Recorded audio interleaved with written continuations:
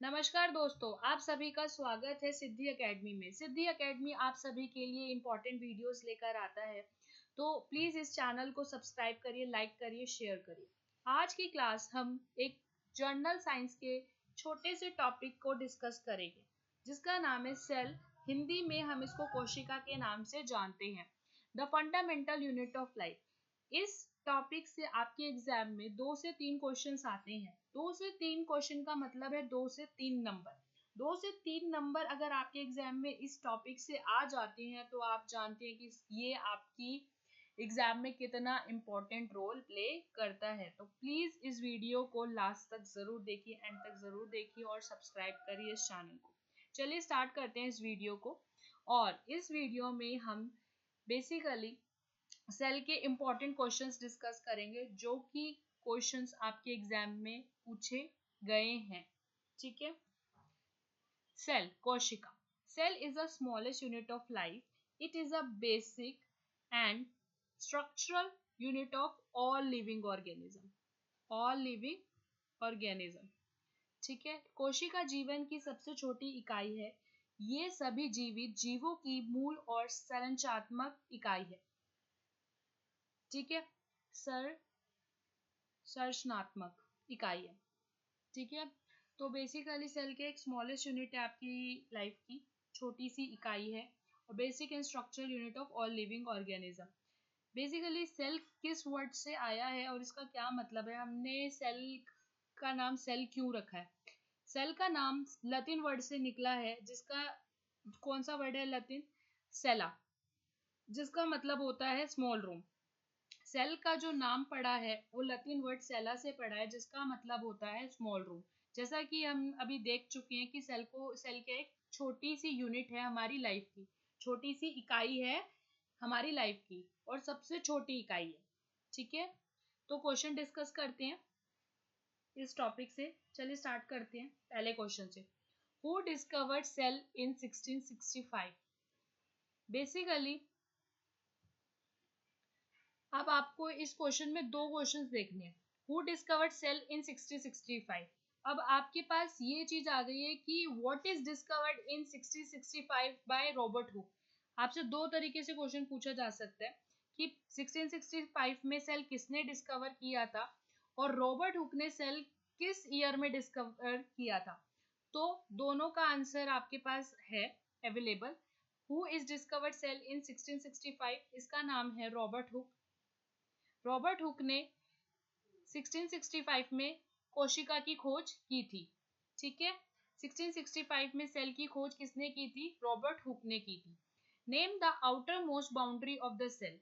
Cell की जो बाहरी सीमा है, बाहरी परत है, उसका नाम क्या है?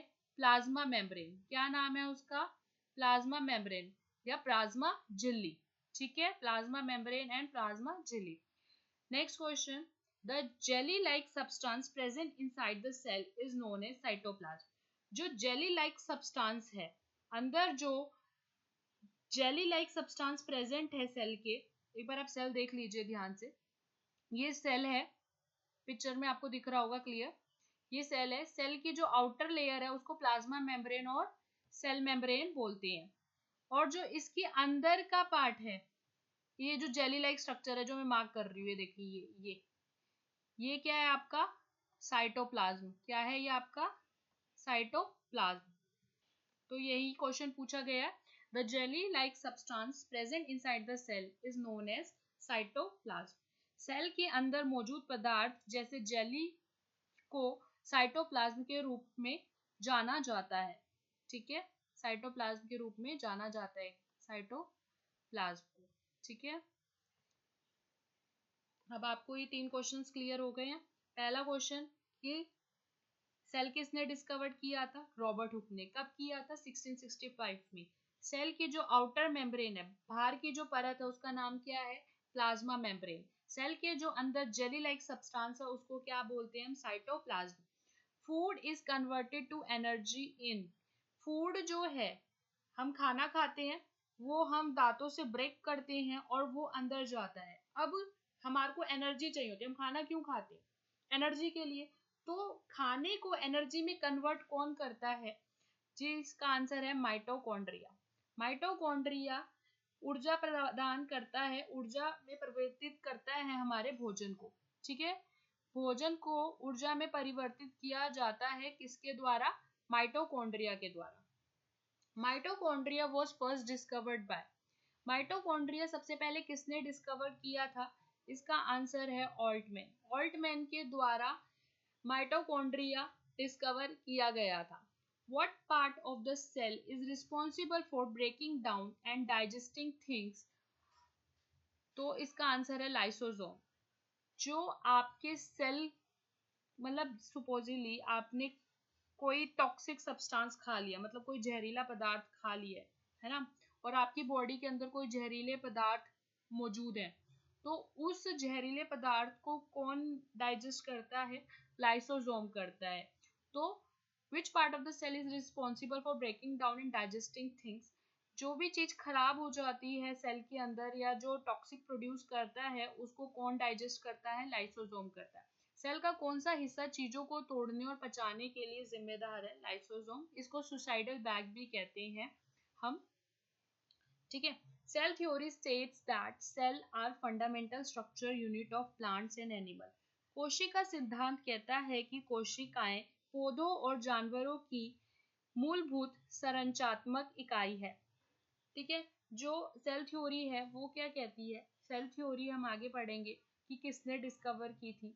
सेल थ्योरी का कहना है कि जो जितने भी सेल्स हैं वो फंडामेंटल स्ट्रक्चर यूनिट है किसकी? प्लांट्स की और एनिमल की। Plasma membrane is composed of, जो प्लाज्मा मेम्ब्रेन है वो किससे बनी है? प्रोटीन एंड लिपिड से। प्रोटीन एंड लिपिड से। ठीक है, प्लाज्मा झिल्ली किससे बनी है? प्रोटीन एंड लिपिड से। आपसे ये क्वेश्चन पूछे जा सकते हैं कि plasma membrane is composed of, तो आप इसका आंसर इजीली दे सकते हैं।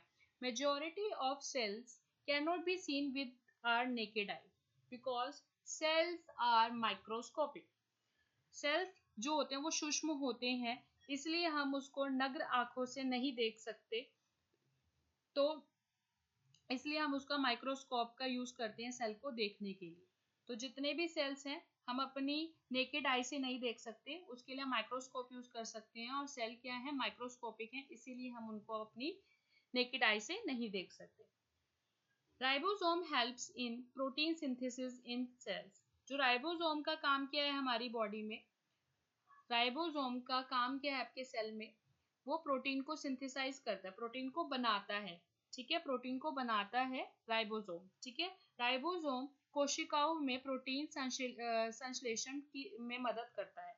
ठीक है, the thread like structure found in nucleus. Thread like structure present होता है न्यूक्लियस के अंदर, जिसका नाम है क्रोमोसोम। ठीक है, क्रोमोसोम क्या होता है? थ्रेड लाइक स्ट्रक्चर प्रेजेंट होता है न्यूक्लियस के अंदर। सेल के अंदर न्यूक्लियस होता है, एक बार देख लीजिए, ये सेल है, सेल के अंदर ये क्या है? न्यूक्लियस है। न्यूक्लियस के अंदर आप ये थ्रेड लाइक स्ट्रक्चर देख रहे हो, धागे देख रहे हो, इसको हम क्या कहते हैं? क्रोमोसोम बोलते हैं। क्या बोलते हैं इसको? हम क्रोमोसोम बोलते हैं। ठीक है, green colour of leaves is due to present of pigment. जो प्लांट्स की पत्तियां होती है उनका हरा रंग क्यों होता है? हरा रंग वर्णक क्यों होता है? बेसिकली ये इसका आंसर है क्लोरोफिल। क्लोरोफिल की वजह से ही जो प्लांट्स की पत्तियां हैं, जो पौधों की पत्तियां हैं, उनका कलर हरा होता है। सेल थ्योरी किसने प्रपोज की थी? सेल सिद्धांत द्वारा प्रस्तावित किया गया था। किसके द्वारा प्रस्तावित किया गया था? जिसका आंसर है Schleiden and Schwann. Schleiden and Schwann. ठीक है, शेल्डन एंड सचुआन के द्वारा प्रपोज की गई थी सेल थ्योरी। सेल थ्योरी का क्या स्टेटमेंट था? अभी हमने पढ़ा था, बताइए जरा। सेल थ्योरी कहती है कि जितनी भी जो सेल है वो फंडामेंटल यूनिट है किसकी? प्लांट्स की और एनिमल की।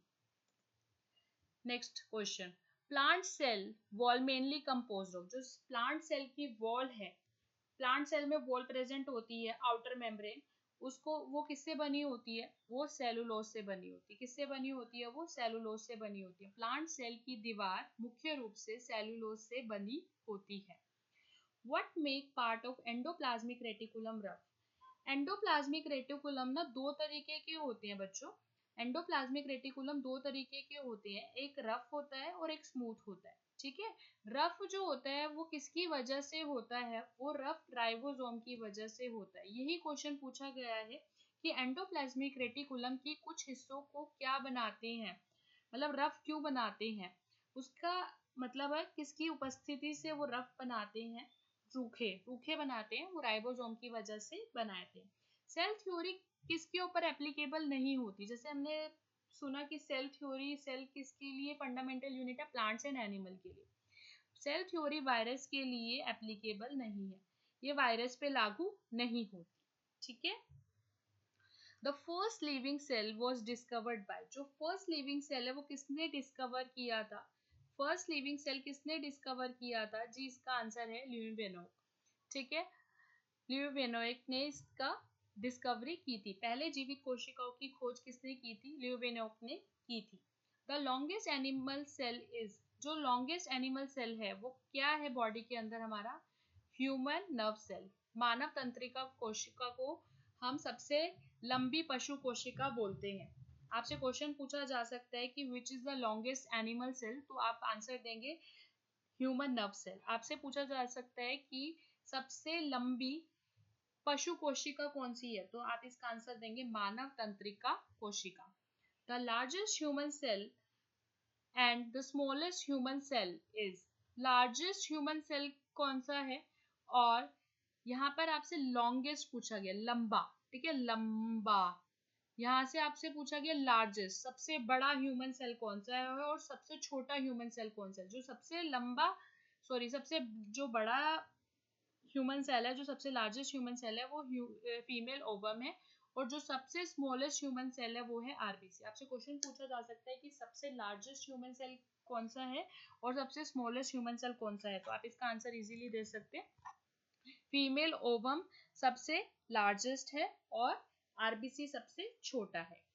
Which one is called power house of the cell? Power house of the cell किसको बोलते हैं, माइटोकॉन्ड्रिया को। अभी हमने पढ़ा था कि माइटोकॉन्ड्रिया क्या करता है, माइटोकॉन्ड्रिया करता है खाने को ऊर्जा में परिवर्तन करता है, फूड को कन्वर्ट करता है एनर्जी में, उसको क्या बोलते हैं, माइटोकॉन्ड्रिया। माइटोकॉन्ड्रिया को इसलिए पावर हाउस के नाम से भी जाना जाता है। तो आपसे क्वेश्चन पूछा जा सकता है which one is called powerhouse of the cell, तो आप आंसर देंगे माइटोकॉन्ड्रिया।